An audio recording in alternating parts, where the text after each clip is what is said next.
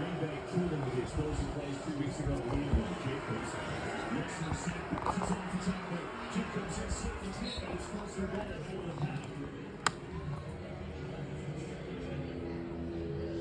Great job by Josh Jacobs, kind of spilling that ball on the outside, getting to the perimeter.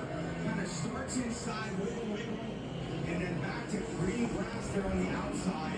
Got Brisker trying to come in, Edmonds on the tackle, and then Wright eventually getting him down.